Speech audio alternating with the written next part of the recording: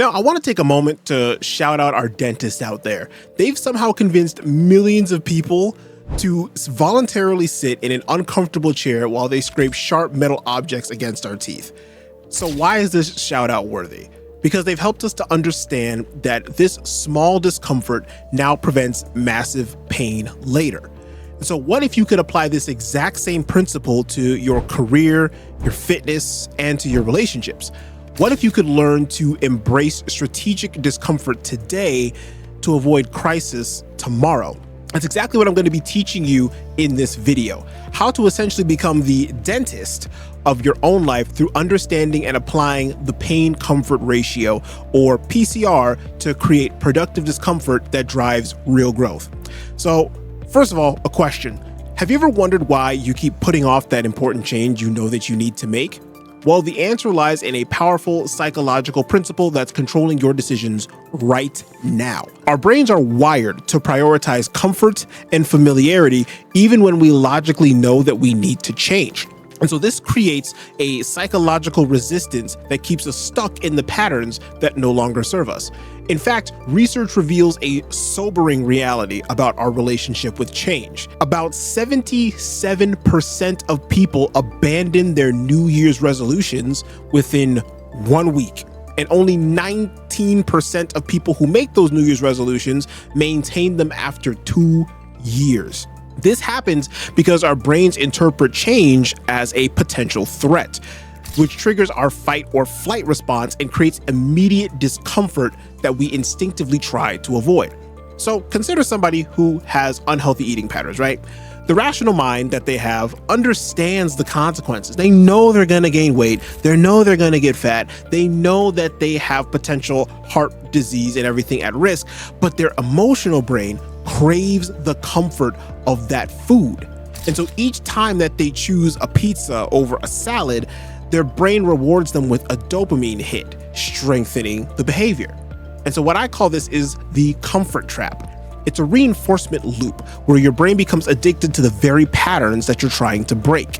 And so this psychological barrier remains intact until we reach our personal tipping point, the moment when staying the same becomes more painful than changing. On the show, if you've watched it, My 600-Pound Life, we see this play out dramatically. These individuals don't typically take meaningful action until they experience a health crisis that quite literally threatens their whole life. Despite knowing for years that their weight was causing serious health problems, they continue down their destructive eating pattern until a doctor finally delivers them that ultimatum that they might not survive another 3 months, 6 months, or a year. At that moment, the equation then shifts. They finally reached that point where pain outweighs the comfort. And so the same principle applies to relationships. People often remain in unsatisfying partnerships for years until a major betrayal or conflict finally tips the scale. The comfort of familiar relationship, even with its problems, outweighs the perceived pain of change until something dramatically shifts that balance. So why is it then that we wait until things get so bad before we actually make that change? Well, there's actually a measurable ratio at play in your brain right now. A psychological equation, if you may, determining precisely when you'll finally be able to take action. And this is the pain comfort ratio, or PCR, as I'm probably going to call it for the rest of this video. And understanding it could completely transform how you approach every single decision in your life. So PCR is the relationship between your current level of discomfort and your personal threshold for tolerating said comfort. Imagine a scale where one side is measuring your current pain level and the other side is measuring your current comfort level. When pain finally outweighs the comfort, that is going to be your tipping point for action. And for most of us, that comfort threshold is set incredibly high, helped no more with social media and instant dopamine hits, which prevents us from changing until the situation becomes dire or until the harsh reality of life finally kicks in.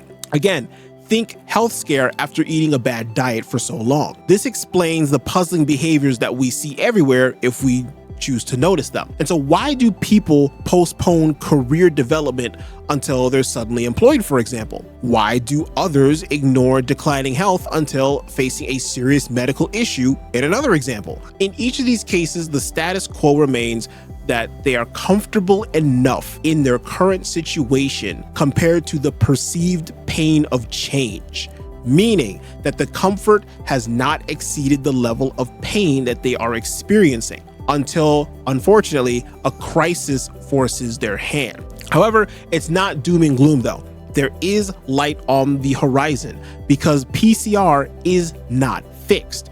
It's shaped by past experiences, beliefs about pain and comfort, as well as awareness of future consequences, which explains why information alone, what I'm telling you right now, is not going to be enough to make that transformation. You can know all the health risks about smoking, for example, but until the pain of continuing with that, whether it be you have a lung cancer scare or you find out that you had a family member or 2 or 3 that passed away from smoking, until that pain enters into your life and exceeds your comfort threshold, that knowledge remains simply theoretical. That's why you will see people who will drink, for example, and they'll say, oh, I know it's bad, but then they'll make some excuse or some rationalization here. That's why it happens. The same applies to fitness goals, relationship improvements, or career advancement.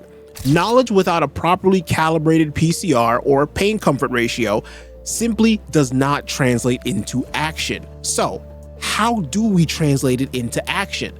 We know knowledge alone is not going to drive it, so what we need to do is recalibrate our PCR at a neurological level. How?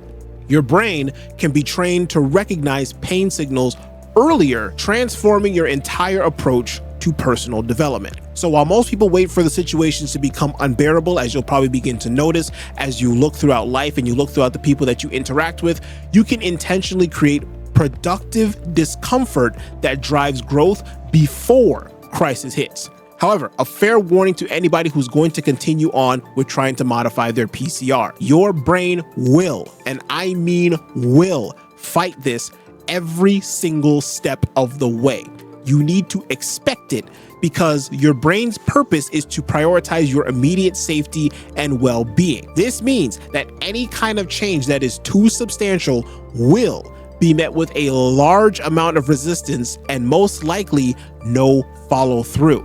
This is why I preach about IPITs, or the incremental positive impact tasks, so much. These are tasks that inspire change and allow you to change, but are so low on the brain's register of what is deemed as dangerous, the brain will just allow you to do that with very minimal to no impact whatsoever. So what this means is that you will need specific strategies to override your brain's natural patterns. The good news is for you, I'm about to tell you 5 of them. Your goal is to take one of them and apply them. Technique number 1 is comfort threshold mapping. Number 2, micro discomfort training. Number 3, future pain visualization.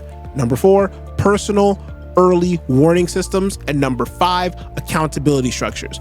I'm going to quickly explain each one because each of these can be a video on their own, and you can pick whichever one resonates with you the most and take action. And speaking of, if you do want a dedicated video to any of these 5 that we're going to talk about, just leave in the comments below that you want a video about that, and I'll be sure to hop on that. Let's start off with the comfort threshold mapping. Number 1, in a nutshell, take 10 minutes weekly to identify areas where you're tolerating too much pain. Rate each life area from 1 to 10, and then commit to tracking these every single week.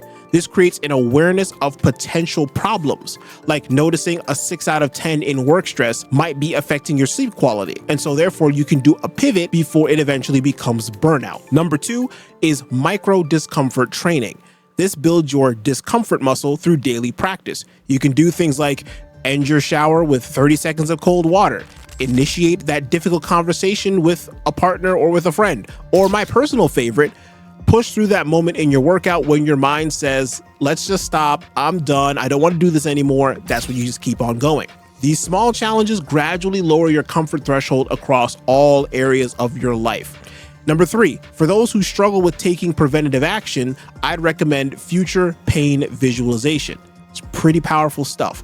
So what you want to do is spend 5 minutes a day vividly imagining the consequences of maintaining your current comfort patterns. You don't want to just think about these potential problems though. You want to really feel them. Use all 5 of your senses. Literally, you're doing a what if experiment with your mind. You're saying, if I stay down this, what's going to happen in my life in the next 3 months, 6 months, 9 months, 12 months, 24 months, 3 years, 5 years down the line? Where am I going to be? Am I going to be any better? What is it going to feel like? Am I going to be happy? What you're doing is you're literally priming your brain to say, I'm going to feel a lot of pain in the future. And this is going to be priming your brain to say, adding more to the pain side of the scale, therefore making you want to just go, ooh, you know what? The comfort that I'm experiencing, it's not going to be worth it in the long run. Because why? Your brain responds strongly to emotional visualizations. Therefore, the more discomfort you feel, the more inclined you will be to take action. Now, this is going to be difficult for some people because, again, the brain doesn't like pain. So the brain's going to fight you every step of the way with this step. If you're able to pull this off, it's going to be incredibly powerful for you. The next thing is developing a personal early warning system, which means noticing subtle signals. Things like that slight back tension when someone says something to you, or a minor irritation you feel with your partner, or maybe you're at work and you're feeling a sense of stagnation, like you've been working in the same position for 3, 4, 5 years and you haven't gotten a raise. And then every time you hear someone talk about getting a raise, instead of being happy for them, you feel a sense of animosity, something like that. Not towards them, but just that they got a raise and you're like, I've been working here for years and nothing's happening. Those small signals are just that. They're small, but you really need to be in tune with yourself to notice them. However, if they are noticed, these are your early warning signs that something is in fact wrong. So you want to listen to these before they become screaming alarms. Finally, accountability structures. These force action when motivation wavers. These are things like hiring a coach, making financial commitments to somebody, or publicly declaring your goals. For me, for example, when I started my self-improvement journey all those years ago, I paid for coaching sessions, and I still pay for coaching sessions to this day. This creates both a financial investment and a psychological accountability that pushes me to continue to achieve whatever goals that I set for myself and that I told my coach, I need you to hold me accountable to doing so. And what's fascinating is how selective application of PCR, once you start doing these, can create dangerous blind spots. What do I mean? You might be pushing your limits in the gym while simultaneously avoiding all the tension in your relationships or in your finances, for example. What this is a surefire way to set yourself up for eventual crises in those neglected areas. And so PCR can create powerful transformations, but you have to apply them strategically across all the life domains. Remember my 4 foundational pillars: faith, fellowship, fitness, and finance? You have to apply PCR across all the realms of life.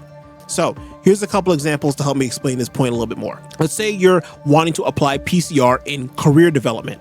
Applying it here means actively seeking challenges at work, such as challenging projects, and you're looking for uncomfortable feedback in conversations. Here's how this can look. Personally, in a previous job that I had, it was about time for a performance review. So what I did was I asked my boss at the time and I said, hey, could I make a special request for the performance review? And my boss said, sure, go ahead. What's the request? And so I asked them, can I request that the information that's given to me for this performance review, can it be unfiltered? I don't want any corporate jargon. I want people to be as honest and as brutal as they are willing to be, because I want to know truthfully where I can improve. And thankfully, my boss said yes, as that was my personal request. So they went out and asked the people who gave me the performance review to do just that. Thankfully, my coworkers obliged, and the result was exactly what I was expecting. Very harsh criticism that was very hard to read, because again, who likes reading what they're bad at? But what it did was illuminate my blind spots and make me a much better employee,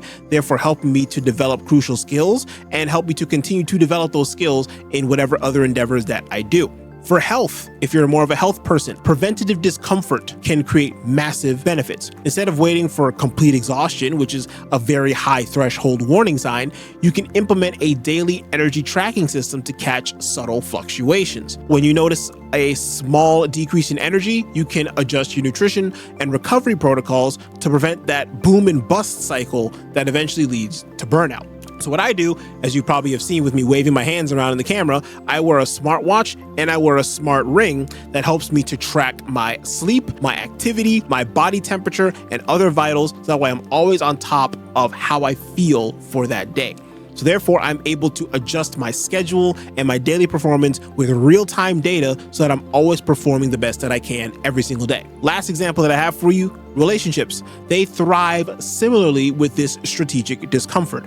As my mom so wisely says, nip the problem in the bud by addressing minor irritations before they compound. Embracing these vulnerable conversations when the issues are small will build emotional resilience and deeper connection, unlike the reactive approach where couples just avoid it, suppress it, and the next thing you know, somebody explodes, and now there's this huge argument. So as you can see, the true power of this framework comes from cross-domain application, and therefore lowering your comfort threshold consistently across all life areas therefore creates a balanced growth through productive discomfort, which allows you to create that integrated warning system that catches problems while they're still manageable. So as Adam Greenberg wisely noted, discomfort is not the enemy.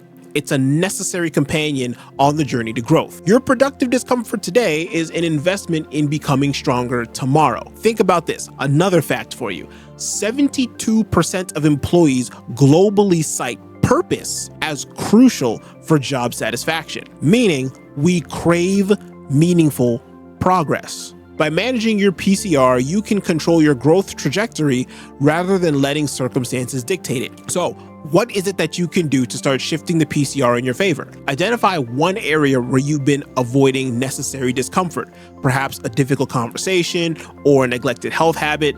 Then decide to take one small step towards leaning into that discomfort with one of the tips that I mentioned above. If you want a plan on how to implement what I just went over in this video, I highly recommend you check the one that's on your screen over there right now. I give you a completely free 7-day step-by-step plan on how to see some serious life change. It's one of my most popular videos to date, so definitely be sure to give it a watch after this one. Will you be the architect of your own growth, choosing discomfort on your terms, or will you find it when you're least prepared? The choice is yours.